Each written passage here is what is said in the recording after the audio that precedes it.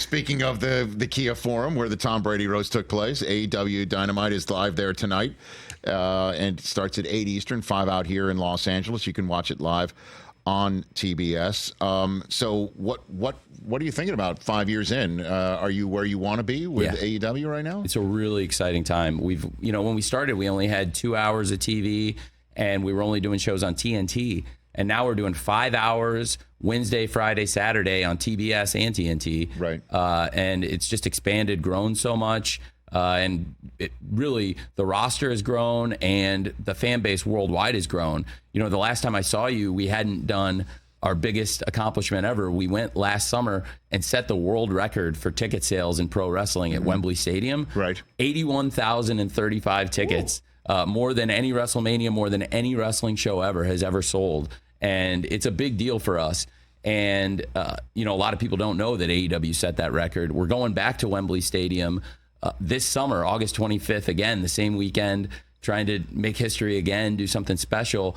And I think when we started, we thought we'd do a lot of cool stuff. But that, to me, when we saw the packed Wembley Stadium, like when we have a Jaguars game or when I've been there with Fulham, it reminded me of the same size of crowd, and I think I might be the only person across 3 different sports to have had franchises put over 80,000 people in there. Well, the pay-per-view All In, again, you said it set records, and it's great to see Jerry Jones is supporting you. That's what he's talking about, and the Cowboys are going all in? Is that what he's referring to? Yeah, I think so. For your pay-per-view events? I hope that's what Jerry means. He's a good friend, and that's the kind of plugs you want from your friends. Yeah, exactly right. I mean, you want support from your colleagues in membership. In like NFL. You.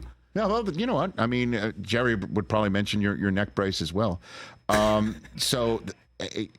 What's next? Like, what do you want to do next? You're going to sign more people? What do you got? What do you think? I think it's going to be a really big year for us. It's a huge time for AEW. We're going into our media rights renewal. Right. There's huge opportunities like in streaming, which this is one of the great shows out there in streaming. Thank my you, favorite, sir. my personal favorite. And Thanks, Tony. we've got really big opportunities because we built this great library with, about 250 episodes coming up now of AEW Dynamite. Right. And we've done thousands of hours across AEW and another company I acquired, Ring of Honor. So with that library, I think there's a huge opportunity to build something into a streaming service.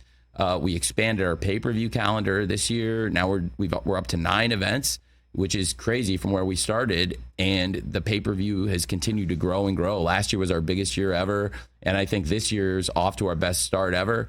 Probably the greatest night I've ever had in wrestling was this year in 2024, Sting's last match. Mm-hmm. It was the greatest experience. In AEW, I would equate Sting's run to the recent run in films of Tom Cruise.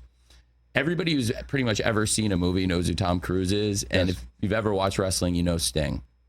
Both of them kind of look very similar now to what they looked like, just close enough. And they've aged so well. And both of them decided in their 60s to become these crazy stuntmen and do all this wild stuff that they really didn't do when they were younger. And probably both of them in the last 5 years did more crazy stuff than they had in the previous 25 combined. Right. And Sting was so great for AEW. So at Revolution versus the Young Bucks, Sting teamed with Darby. He ended his run in AEW undefeated, and he was the sweetest man backstage. I think all the fans could see how much all the wrestlers respected Sting, and to give him like the perfect send-off from AEW, I thought it was awesome. What about poaching somebody from WWE? What about signing any free agents from there? Well, we've done well. We just brought in the brand new TBS champion who's going to appear on AEW tonight, Mercedes Moné, who's a former champion in WWE. We brought in some international stars that I think are some of the top stars. We also had, to me, one of the best free agents we could get, the rated R superstar, Adam Copeland.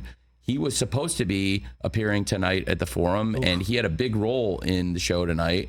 It's been one of those long weeks for me. I've been doing rewrites and up all night working because Adam was going to be a big part of the show. He's the TNT champion as it stands right now, and he jumped off the top of the cage at Double or Nothing. And Adam's a huge part of what we do. I wasn't expecting him to be out with a fractured leg. Right. So that's probably one of the biggest free agents you can get, and he's come in the past year.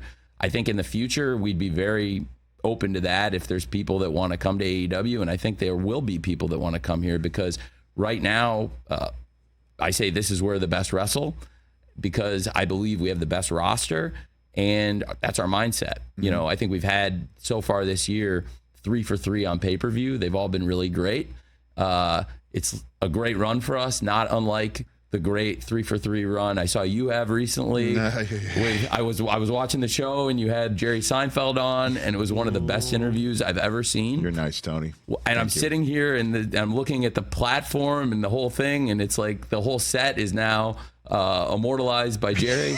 I have not made any changes. No, that has not happened. Yeah, well, I'm glad you didn't listen to suggestions. And and then on Saturday Night Live to hear name checked talk about you and the show, that was awesome. And then to see you at the Tom Brady roast, it was awesome. And you know, I thought that was like the coolest 3 things I saw probably ever for somebody in a week. Thanks, bud. And now, you know, I think, like I said, we're on a great run in AEW, but nobody's going to touch the run you've been on. Man. Yeah, you're such a charmer, Tony Khan. But I mean, it's not like the NFL where you can't mention names. Is it tampering or anything like that sort of thing? It's like, I think it's the same mindset where it's like, I don't want to try to tamper and do those things. Sure. I try to keep it classy, and I really have a reputation for honesty, and I really want to be a fair businessman. But it's you know, the wrestling business is a really cutthroat business. Well, I mean, obviously you can get TK Driver. I mean,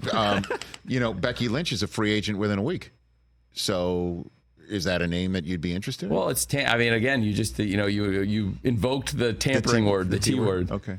But TJ's over You can there. only talk about the players who are here, Rich. That's right. You go, well, Yeah. But TJ's over there. You would advocate for something like that? I mean, she's one of the biggest stars on the planet Earth. So anyone who has any type of wrestling company should be making that phone call to her because she brings a huge fan base.